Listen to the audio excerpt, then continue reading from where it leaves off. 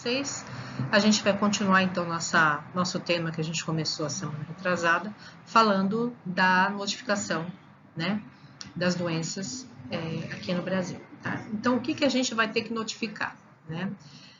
As doenças de notificação nacional são estabelecidas pelo Ministério da Saúde e são aquelas que vão ter o maior impacto sanitário. Então, não é qualquer doença que você vai notificar. Às vezes, até a gente pode achar que uma doença tem um impacto significativo numa região específica, como, por exemplo, aqui em São Paulo, a malária teria um impacto muito grande. Já no Amazonas, ela é considerada endêmica. O que é uma doença endêmica? Normal para aquela região, tá? Então, a gente geralmente vai notificar aquelas doenças que vão trazer maior impacto para aquela região ou para o país, né? Então, a notificação compulsória é a comunicação obrigatória à autoridade de saúde realizada por qualquer profissional de saúde, médico, enfermeiro, fisioterapeuta, nutricionista, psicólogo, tá? Que seja responsável ou não por estabelecimento de saúde público ou privado. Então, a gente tem o dever de notificar, tá? Então, a gente vai notificar qualquer doença, né, ou suspeita de doença, agravo que possa ser, digamos, prejudicial para a saúde pública. Eu vou dar um exemplo para vocês aqui em São Paulo, notificação compulsória, meningite bacteriana, a gente tem também a malária, febre amarela, essas doenças são de notificação compulsória, tá? Todas essas, ok? Fora as outras também que são de notificação, mas eu tô falando das mais simples aqui, tá? Essa lista ela vai ser revisada sempre, então uma lista que ela é estagnada, ela está sempre sendo revista e sempre vai ser avaliada de acordo com as mudanças no perfil epidemiológico da doença. Então, por exemplo, a malária não é comum aqui em São Paulo, então a gente não tem uma área endêmica de malária aqui em São Paulo, então a gente precisa notificar se algum caso aparecer, né?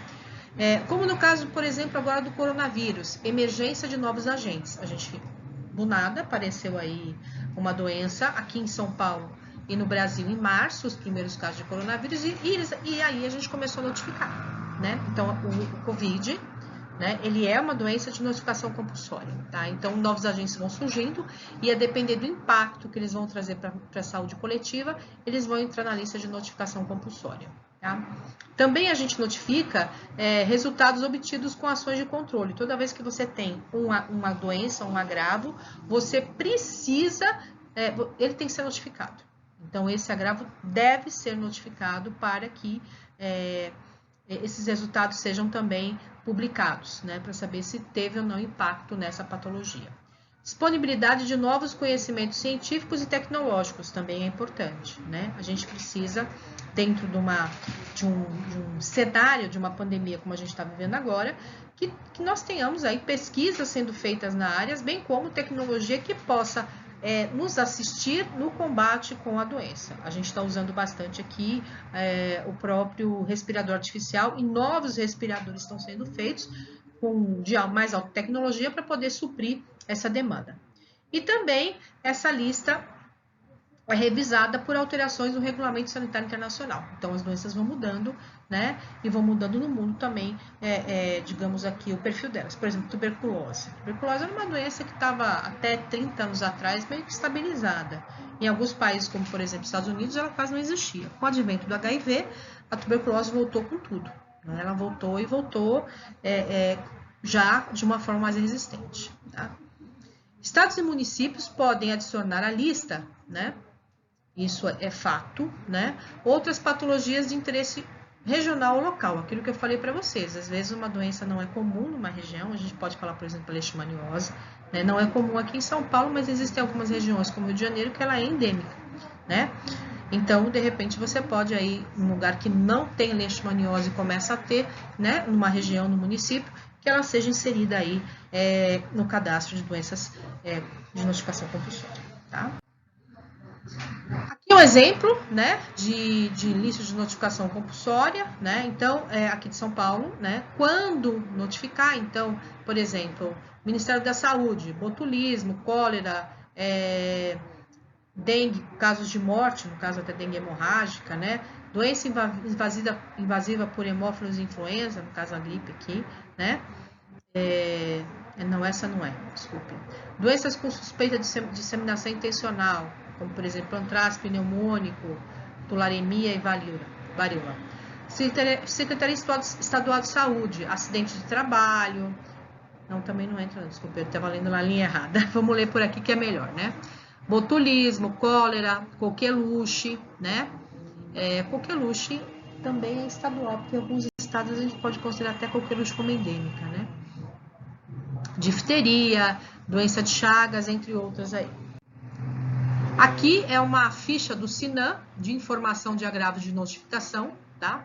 Então, a gente vai colocar o tipo de notificação, agravo, né, a doença, município, unidade de saúde, o código, nome completo do paciente, é importante falar hora, dia, mês e ano, né, a idade desse paciente, masculino ou feminino, se é gestante, cartão do SUS, para que a gente possa identificar o suspeito. Aqui é uma outra ficha, no caso, um preenchimento por tuberculose, tá? Então, aqui é ficha para notificação de tuberculose, já vem aqui o agravo com o respectivo CID dele. Em cima de uma notificação, a gente vai fazer a investigação. Então, a gente faz uma investigação epidemiológica, que seria uma forma de você esclarecer a história da doença.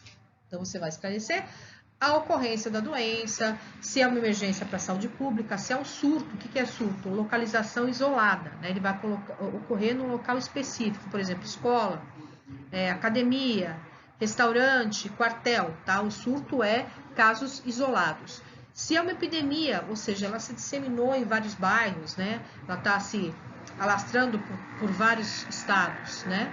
E a gente vai identificar se esses casos são isolados ou estão relacionados. Então, um está passando a doença para o outro, que é o que aconteceu com o coronavírus, né? Isso é um trabalho bem complexo, tá? O epidemiologista, o enfermeiro, o médico epidemiologista, o nutricionista, o veterinário, né, que trabalha com epidemiologia, ele vai a campo, né, identificar os casos notificados. Ou seja, tem uma notificação, foi notificado lá para a Secretaria de Saúde, e aí a gente vai identificar onde é que está esse indivíduo, onde ele mora, quem foram as pessoas que tiveram contato com ele, né? Então, a gente vai avaliar tantos casos clinicamente declarados ou suspeitos e os contatos desses casos. Então, a gente diz que é a etapa mais nobre da metodologia da vigilância epidemiológica, que é a busca dos casos suspeitos. Quais são os objetivos aí? Basicamente, identificar a fonte de infecção. Quem? A gente teve um caso próprio do coronavírus, o que a gente pode perceber? O primeiro caso veio da Europa, né? O senhor de classe social alta, né? O senhor de idade, que acabou transmitindo para as pessoas que tiveram com ele contato lá na casa dele no dia que ele deu um jantar para mais de 30 pessoas. E aí, pessoas que vieram de viagem foram contaminando outras, né? Então, identificar a fonte de infecção, como se transmite? Vamos voltar ao coronavírus. Gotículas, né? Ou aerossóis, né? Que ficam dispersos no ar. Gotículas invisíveis ao olho nu que ficam dispersas no ar. Então, isso é uma forma de transmissão, meio de transmissão. Identificar grupos expostos a maior risco e fatores de risco. Então, quem são as pessoas que correm mais risco de desenvolver o agravo? Precisa confirmar o diagnóstico, né? Então, foi identificado, né? O indivíduo. Então, vamos lá. Grupos expostos a maior risco. A gente sabe que do Covid é idoso, gestante, paciente com problema renal, imunodeprimido, hipertenso e diabético. Então, em cima do grupo de risco, eu vou trabalhar muitas vezes com foco nesse grupo de risco, tentando dar uma assistência melhor para ele, né? Confirmando o diagnóstico, no caso aqui, a gente também tem aqui, no coronavírus, a gente tem o PCR, que vai identificar se esse indivíduo tem ou não o coronavírus, e determinar as principais características epidemiológicas, que seria quais são os fatores, né, relacionados a esse agravo. Então, o que ele é? Novamente, vamos voltar lá. Mata mais idosos, diabéticos, hipertensos, imunodeprimidos, né? Ela pode contaminar qualquer pessoa. Existem pessoas que são assintomáticas, ou seja, não tem sintoma nenhum da doença, e outras têm exacerbação dos sintomas. E a doença é transmitida por aerossóis, né? Em gotículas. Quando investigar? Outra coisa, na ocorrência de casos isolados e também em emergência, surtos e epidemia, a gente precisa investigar. Então, você tem lá um caso de meningite na escola João 23, né? Foi um caso, uma criança chegou lá com meningite. O que a gente vai fazer? Identificar quem é essa criança, onde mora, teve contato com quem, mais alguém teve sintomas de meningite, né? Tudo isso a gente precisa identificar, né? No caso de um surto. Numa epidemia, quem é a população mais exposta, né? Quem são as pessoas que correm mais risco? Com o propósito final, neste caso, na investigação, de orientar medidas de controle para impedir a ocorrência de novos casos. Tá?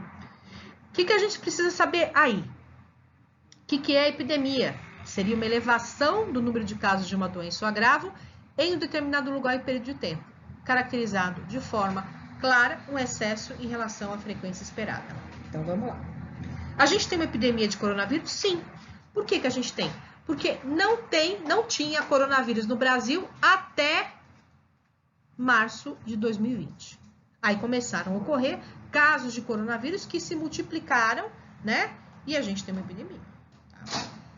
Inclusive, a gente pode dizer até que é uma epidemia explosiva, porque começou em Wuhan, na China, e foi no mundo inteiro contaminando várias pessoas. Então, teve uma explosão da doença. Então, a gente chama isso de epidemia explosiva. E o surto, o que é? É uma situação epidêmica limitada num espaço isolado, ou localizado, perdão. Que espaço é esse? Já falei lá, creche, quartel, escola, né? Então, seria uma epidemia isolada, né? E esse aparecimento súbito representa um aumento aí da incidência de uma doença no local isolado. Então, digamos que ela acontecesse lá numa creche, vou voltar à questão da meningite. 3 casos de meningite. A gente pode dizer que tem uma epidemia de meningite na região? Não. É um surto, ficou isolado ali naquela área.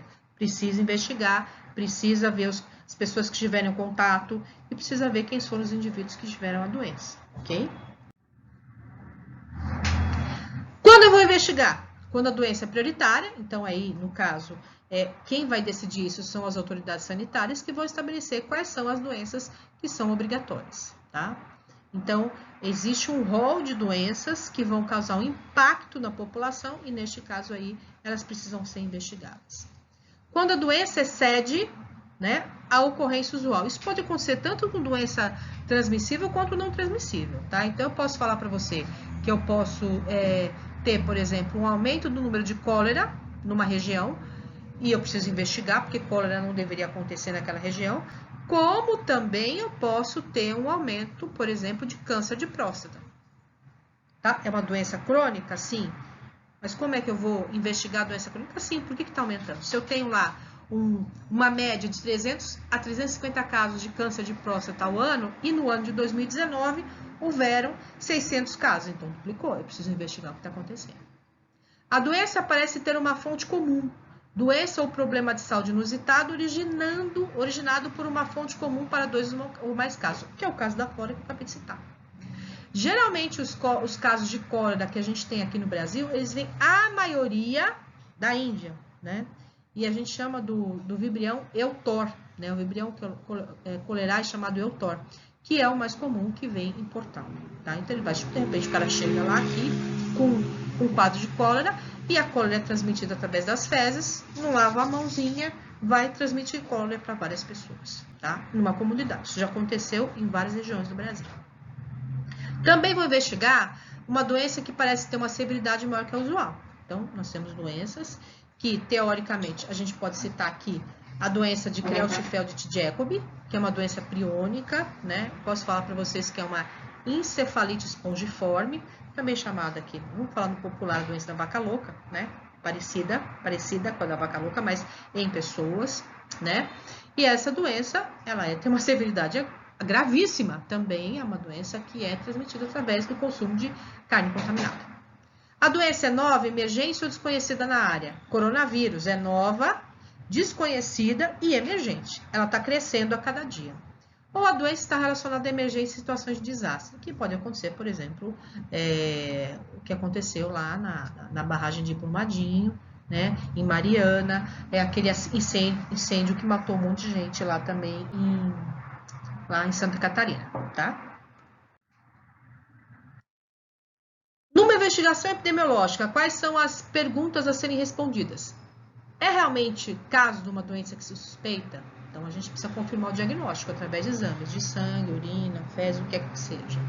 Quais são os principais atributos individuais dos casos? Isso aí eu tenho que identificar através do indivíduo que está contaminado ou do indivíduo que está doente. Então, quem é esse indivíduo? Quais são as características biológicas, é idoso, é criança, adulto, né? Gestante, onde ele está morando, quais são as questões sociais, porque às vezes a gente tem doença que ela tem um forte impacto social. A gente pode dizer, por exemplo, que uma doença como a desnutrição, vamos dizer assim, é uma doença que tem um impacto social enorme. Por quê? Porque quem vai morrer de fome? Quem tem dinheiro? Não, quem mais morre de fome e desnutrição e doenças causadas por verminoses, por vermes, são pessoas de mais baixo poder aquisitivo, né? São ambientais? Quem mais vai desenvolver, por exemplo, leishmaniose? É quem mora na área urbana? Não, é quem mora na área rural. Até porque o leishmania donovani é uma doença que é transmitida por um mosquito, né? Então, tem que ter o mosquito lá, e geralmente ele está mais na região rural. Tá? A partir do que ou quem foi contraída a doença. Então, quem é fonte de infecção? É homem? É animal? É água? É o ar? Né? Como o agente de transmissão de infecção foi transmitido ao doente? Então, eu peguei o quê? Por gotículas, por aerossol, né? Outras pessoas podem ter sido afetadas a partir da mesma fonte de infecção, então eu vou determinar a abrangência da transmissão, que é o caso do coronavírus, né? Ou seja, um indivíduo contaminado, se ele estiver num ambiente fechado com outros, ele vai contaminar todo mundo. A quem os casos investigados podem ter transmitido a doença? Então, eu tenho que identificar quem foram as pessoas que tiveram contato com ele, se for uma doença transmitida por gotículas, que é o problema maior, como a meningite, como o próprio coronavírus, né? Então, qual é a determinação, né, da abrangência da transmissão, né? E a identificação de novos casos. Então, quem teve contato com ele e quem teve a doença. Então, eu tive contato com alguém que estava com Covid. Vou desenvolver a doença? Preciso fazer exame, né? Que fatores determinaram a ocorrência da doença ou podem contribuir para que os casos possam transmitir a doença a outras pessoas? Que seria fator de risco. Na epidemiologia é muito importante, na vigilância em saúde é muito importante que a gente identifique o fator de risco. Idade, sexo, estado civil, tá? Não precisamos falar de novo só de doenças transmissíveis, as próprias doenças não transmissíveis, né? Por exemplo, violência, né? Quais são os fatores de risco da mulher vítima de violência, casada ou solteira, né? Vamos falar do coronavírus, fator de risco, idade, diabético, hipertenso. Durante quanto tempo os doentes podem transmitir a doença? Seria o período de transmissão, de transmissibilidade. Algumas doenças têm um período, o coronavírus, de 5 a 14 dias você pode estar com a doença e transmiti-la, né? Então, esse período, a pessoa tem que ficar o quê? Em isolamento, né? Então, agora tem alguns estudos dizendo até 12 dias e meio, né? Como os casos se encontram distribuídos no tempo e no espaço, ou seja, quanto tempo a doença dura, né? Quanto tempo ela está se disseminando, né? Está diminuindo os casos? Está aumentando? Como evitar que a doença atinja outras pessoas ou dissemine na população? Medidas de controle, tá? E aí vai depender muito do agravo. O que a gente está fazendo agora? A gente está usando máscara para tentar se proteger contra o coronavírus. Então, são medidas de controle. Lavar as mãos com álcool gel, isso é muito importante. Tá? A gente tem um roteiro que a gente utiliza para investigação de casos. Então, primeira etapa, coletar dados sobre os casos. Segunda etapa, buscar pistas que nos levem às pessoas potencialmente contaminadas. Etapa 3, busca ativa de casos. Então, eu vou lá identificar, no caso de uma suspeita de tuberculose, quais foram os indivíduos que têm tuberculose, buscar ativamente. Etapa 4, analisar esses dados parcialmente. E para analisar, não adianta, eu preciso dos dados brutos. Pego os dados brutos, número de casos 10, e transformo em dados relativos. Dados relativos estão relacionados com o tamanho da população. Tá? Quando a gente fala de dados relativos, é o número de casos dividido pelo total da população vezes uma constante que é múltipla de 10. Tá? Então, essa constante múltipla de 10 pode ser 100, pode ser 1000, pode ser 10 mil, pode ser 100 mil. Tá? Em cima dessa análise dos dados, eu vou encerrar os casos e fazer o relatório final. Tá? Bom, por hoje é só. Agradeço a atenção de vocês. Qualquer dúvida que vocês tiverem, por favor, me perguntem, tá? E o que eu puder ajudar, tamo junto aí, tá certo? Um abraço a todos.